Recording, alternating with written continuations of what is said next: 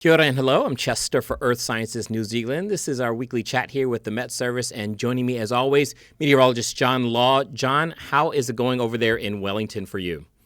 Kia ora, Chester. Well, it's been a much quieter week, which I'm very grateful Yes. for. Blue sky, sunshine, and for us, at least in Wellington, much more settled, which after the April so far, I'm incredibly pleased with. We've still got a few things to talk about. The weather is never straightforward, but Exactly. definitely a much quieter week. Yeah.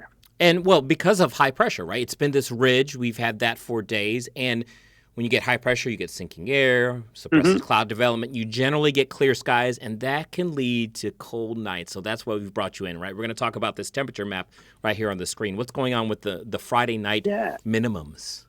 So for the last few nights in North Island, we have had that fog, which has kept things pretty grey. But the cloud has acted a bit like that blanket, keeping things, chilly. It's not been brilliantly warm on the work in the morning. Yeah. It's not been as cold as I think it's going to be. Right. So tomorrow night, we have this nice cold front comes up across the country, gives us some clearer skies. But like you say, those clear skies bring the downside of that, those cold temperatures. We've seen it in the South Island. Temperatures down to about freezing last night. So a lovely, crisp autumnal day in Queenstown. But over the next few nights, we'll find those cold temperatures moving northwards. So places like Taupo, Rotorua, your classic cold, frosty spots in that central plateau. They're in for a couple of cold nights as we head through Friday night into Saturday night into Sunday. But, it turns out it's May tomorrow. Who would have thought we've got through this year so far? But yeah, it's back into those autumnal days. I think it's going to be feeling that way as we start the weekend. Yeah, it's the last month of autumn. We're going to be talking about winter soon. Anything else you want to add about the temperatures before we move on very quickly to a look ahead to the next couple of weeks? I think really it's one of those things that we are going to find those cold temperatures. I think we'll find them picking back up again, particularly down the South Island, northwestern. So it's a cool night, but it's short and sharp. But I think it's just a reminder that as we head through towards those final few months of autumn and towards winter, it doesn't take much for the temperatures to drop a fair bit. But as well as I, like a cold blue sky morning can give way to a fantastic day, and you can still see those daytime temperatures climbing up. So it's a great time of year, in my opinion, but you can get those big swings in temperature. But, wrap up warm first thing for that dog walk and the early morning sports on Saturday.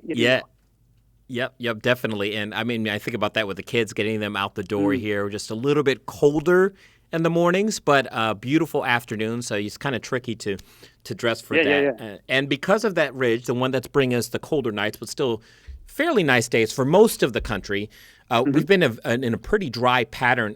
John, this is our NIWA 35. It goes out 35 days. And this first period here is reflective of this high pressure. And all that brown is just below normal. That means just really no precipitation really at all for most of the country. But we are looking ahead, and this is starting to get into your, head towards your severe weather outlook. I was looking at it on the MetService page.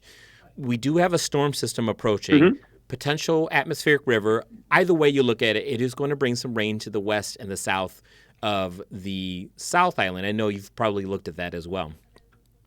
Yeah, I think it's one of those things that I talked to our colleagues down in Royston out near Christchurch, and they were saying this is a great weekend to do your outdoor jobs because we've got that rain coming through. And it's worth remembering that, us who are just out enjoying the blue sky and the sunshine, it's great. But there are still people out there who are starting to get to the stage where a little bit of rainfall wouldn't be amiss and would be a bit welcome. So it's good to see some rain coming through. But how much gets across those Southern Alps will be the key one. But yeah, it's definitely one to be keeping an eye on. The weekend, start of next week, look good. But you can see on those charts, it is a case of keeping an eye on that next system, bringing that wet weather in from the north. Yeah, exactly. And, eventually I think there will be some of that wet weather will get into the North Island, but it still looks like below normal precipitation expected. And not just for week 2 there, but as you can see, normal to maybe below normal heading into week 3. That's through the middle part of May and into week 4. I think this forecast is likely to verify. By the way, our seasonal climate outlook is going to be released soon, so be on the lookout for that. And we'll have a video, of course, on Monday on the NIWA weather page.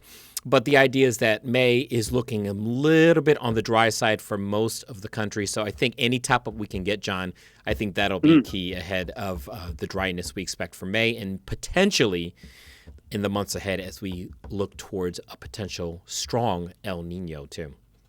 Yeah, that's definitely something to be keeping a close eye on. But yeah, May, at least, like you say, looking dry, particularly for places like, Taranaki on your charts there, or Wanganui, those areas which don't get the rain in from the north and the west. But equally in that week two, everything kind of focused on that eastern side of the North Island. So definitely some real dry spots in there.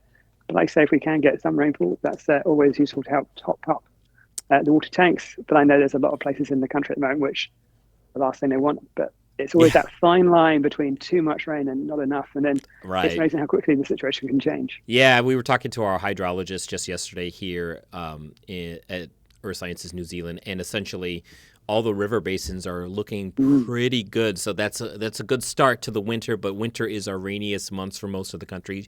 With that said, we'll leave it there. I know you've got somewhere to go. I've got some other work to do. So John Law, I really appreciate you joining me here on this Thursday morning. It's always great to chat, Chester. Speak to you next week. All right. Take care, everyone.